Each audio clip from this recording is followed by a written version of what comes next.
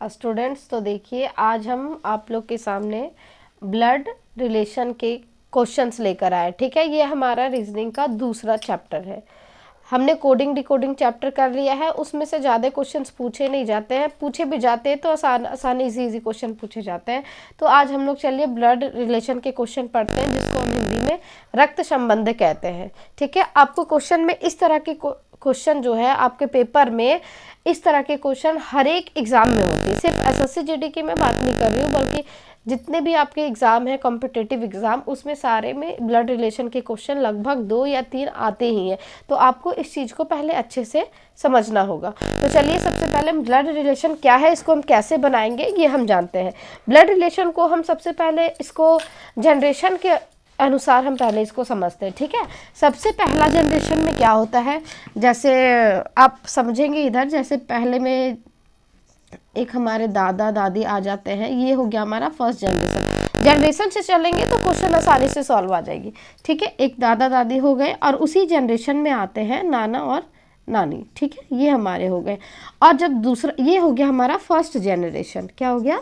First generation. अब है हमारा सेकंड जनरेशन। सेकंड जनरेशन में क्या होता है? सेकंड जनरेशन में होते हैं जैसे माँ पापा हो गए। ठीक है, ये जो मामा मामी हो गए, मामा मामी,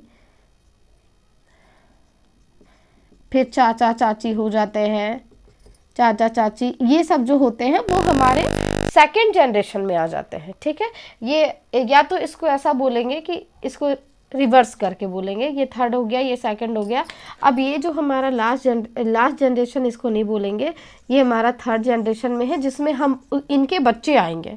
ठीक है, इनके बच्चे आएंगे, यानी ये जो है वो इनके बेटा हो या बहू हो, ये हो गए इनके पोता पोती आएंगे, जैसे बेटा बेटी हो गई, फिर इसमें कज़न्स जो भी आएंगे। ठीक है, कज़न आएंगे।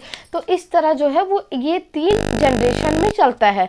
कभी कभी क्वेश्चन में होता है कि आपको चौथा जनरेशन भी, आपको फोर्थ में भी आपको दे देगा कि इसके बेटे के इतने बेटे हैं, तो ये भी आपको जनरेशन याद करना होगा। तो जब भी क्वेश्चन में जब आपको दे तो आप जनरेशन के अनुसार बनाएं। ठीक है, जैसे मैं आपको एक क्वेश्चन, थोड़ा सा ये चीज़ आपको समझ में आ गई होगी, तो आपको अगर दादा दादी के बारे में बोलेगा तो आप उसे सबसे ऊपर जनरेशन में रखेंगे, अगर मम्मी पापा चाचा चाची बोलेगा तो बीच वाले में, और फिर जो बेटा बेटी बोलेगा तो उसको सबसे नीचे वाले जनरेशन में रखेंगे।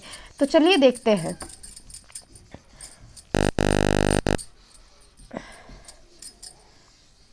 इस क्वेश्चन में चलिए अब हम लोग आगे देखते हैं क्या है। इस क्वेश्चन की तरफ बढ़ते हैं बिना टाइम वेस्ट किए, और इसको हम सॉल्व करते हैं। हाँ, क्वेश्चन देखने से पहले एक चीज़ और आपको सीखना है। आपको ये चीज़ जानना है कि क्वेश्चन मान लीजिए एक है कि बी ए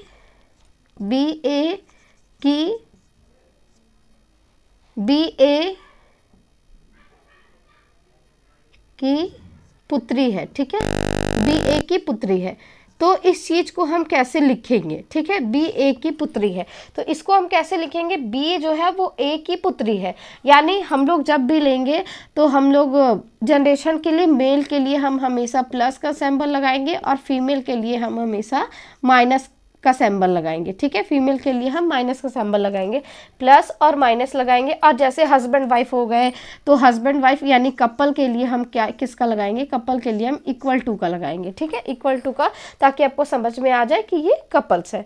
ठीक है, तो इस तरह से हम कुछ कुछ सिंबल लगाएंगे, जिसका मतलब मैं आपको बता दूंगी ताकि आपको ये क्वेश्चन समझ में आ जाए। जैसे बी ए की पुत्री है, तो बी जो है वो किसकी पुत्री हुई? ए की। तो ए जो है, ए ये इसकी पुत्री है ना, तो ए जनरेशन हम ऊपर रखेंगे, क्योंकि ये इसकी पुत्री है। पुत्री यानी फीमेल, मतलब ए।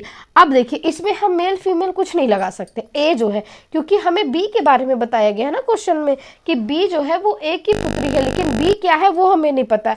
बी जो, ए जो है वो बी के माता है या पिता है, ये हमें नहीं पता।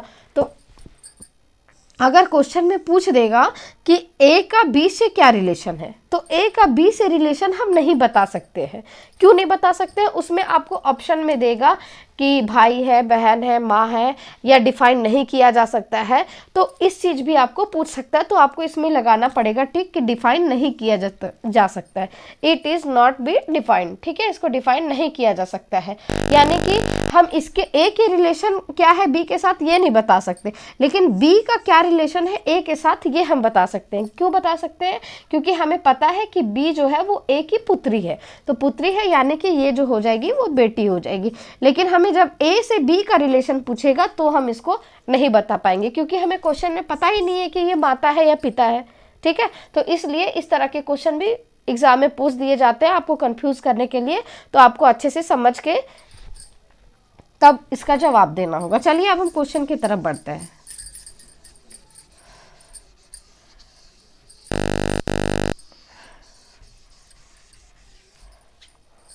क्या है क्वेश्चन में? ए प्लस बी, ए प्लस बी का अर्थ है ए बी का भाई है। आपको कोडिंग डिकोडिंग में पता होगा कि इसके सिंबल को इससे करना है, यानी ये इसका एक कोड दिया हुआ है, कोड दिया हुआ डिवाइड का, एट द रेट है, ये मल्टीप्लाई है, ये माइनस है, इसका ये कोड दिया हुआ है। इस कोड के अनुसार हमें बनाना है इस क्वेश्चन को। ठीक है, कोडिंग डिकोडिंग आप पढ़ लिए होंगे, जो मैंने पहले वीडियो बनाया था, तो उसमें आपको ये चीज़ समझ में आ जाएगी। क्या आएगी? ए प्लस बी का अर्थ है ए बी का भाई है। ठीक है, ए माइनस बी का अर्थ है ए बी की माँ है। ए गुना बी का अर्थ है ए बी का पति है, और ए भागा बी का अर्थ है ए बी की बहन है।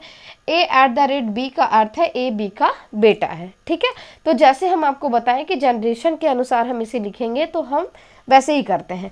जैसे सी भागा डी है, तो पहले हम भागा वाला सिंबल ढूंढेंगे, कहाँ है वो? ये यहाँ पे है। तो इसमें हम क्या जानेंगे? ए बी का अर्थ है ए बी की बहन है, यानी सी और डी, एक बी के जगह हम सी और डी रख देंगे, यानी सी और डी का अर्थ है सी डी की बहन है, यानी सी जो है वो डी की बहन है। अब देखिए सी डी की बहन हम कैसे लिखेंगे?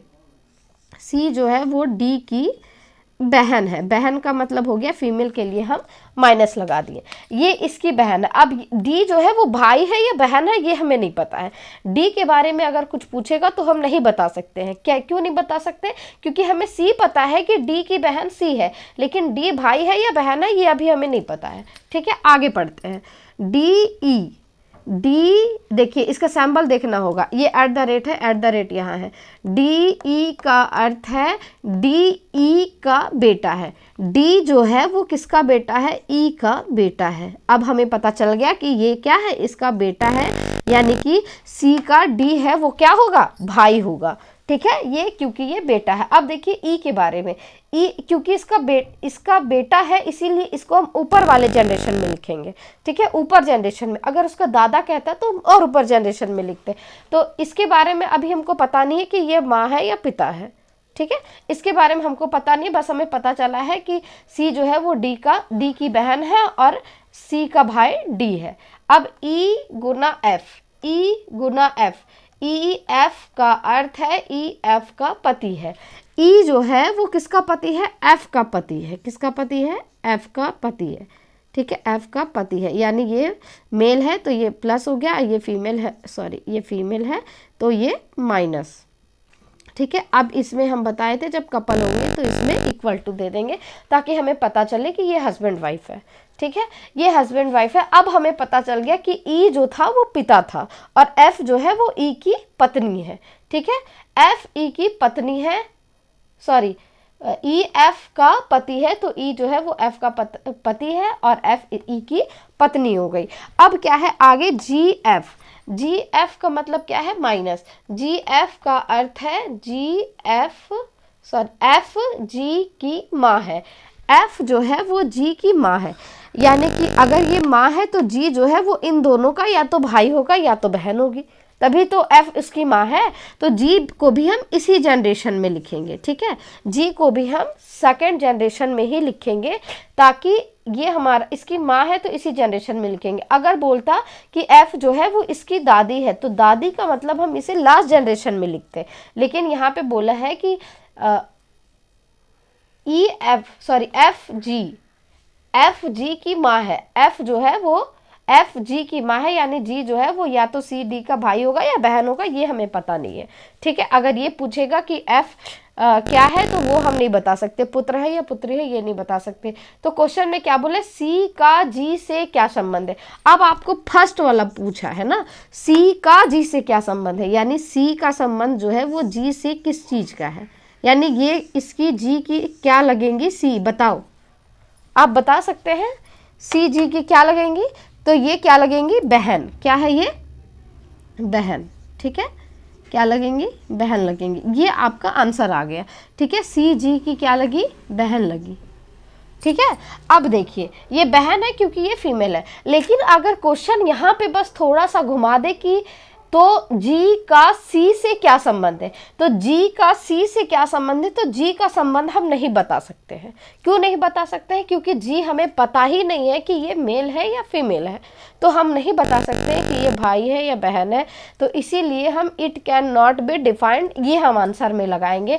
लेकिन यहाँ पे क्योंकि पूछा था कि ये मत आप सोचिएगा कभी भी कि जी और सी पूछा है तो हम इसका रिलेशन इससे बता दें, इसका रिलेशन इससे बता दें, इसमें भी बहन लगा दे, इसमें भी बहन लगा दे। तो ऐसा आपको बिल्कुल भी नहीं करना है एग्जाम में। अगर आपको कोई इसका रिलेशन नहीं पता, अगर आपको इसका जेंडर नहीं पता है, तो अगर उसी के बारे में एक क्वेश्चन आंसर में पूछ देगा तो आप कैन नॉट बी डिफाइंड लिख देंगे, या तो सी एन डी आता है। ठीक है, C N D can not be defined, ये शॉर्ट में आपको लिखा रहता है, या तो ये लिखा रहेगा, तो आपको इसी में लगाना है। और अगर इसका जेंडर हमें पता चल जाए तो हम इसको आसानी से बता सकते हैं। तो आपको ये क्वेश्चन समझ में आ गई होगी। आप बुक में, जिस बुक से आप पढ़ते हैं उसमें इस तरह के बहुत सारे क्वेश्चन होंगे, तो आप उसे सॉल्व करते रहें और अच्छे से सॉल्व करें, समझ के सॉल्व करें, और आप इस चीज़ को देखें। ज़रूरी नहीं है कि आप एग्ज़ाम में इस तरह से करें। ठीक है, ज़रूरी नहीं है कि आप एग्जाम में इस तरह से पूरा डिटेल में करें, आपको बस समझ में आना चाहिए कि कौन मेल है कौन फीमेल है, ये हस्बैंड वाइफ है, बस आपको उसी तरह से। क्योंकि एग्जाम में हमें टाइम मैनेज करना होता है, हमें टाइम बचाना होता है कि हम किस चीज़ को कितने शॉर्ट तरीके से हम बना सकते हैं। ठीक है, तो इस तरह से हम क्या करते हैं आगे क्वेश्चन को, अब हम कल नेक्स्ट क्वेश्चन को पढ़ेंगे और इस तरह के क्वेश्चन आप सॉल्व करते रहें। और कल हम आपके सामने ब्लड रिलेशन का पार्ट 2 लेके आएंगे और इसी तरह के क्वेश्चन को कल हम फिर से सॉल्व करेंगे और इससे कुछ अलग, कुछ डिफरेंट क्वेश्चन को भी सॉल्व करेंगे। तब तक के लिए थैंक यू सो मच। आप हमारे वीडियो को देखते रहें और इसी तरह से हमें आगे बढ़ाते रहें और हमारे वीडियो को शेयर भी करें। जो भी आपके फ्रेंड्स हैं आप उसे इस वीडियो को शेयर करें, अगर वो भी किसी कॉम्पिटिटिव एग्जाम की तैयारी कर रहे हैं तो उससे भी ये बहुत हेल्पफुल होगी। तब तक के लिए थैंक यू सो मच। कल हम आपसे मिलते हैं फिर नए वीडियो के साथ।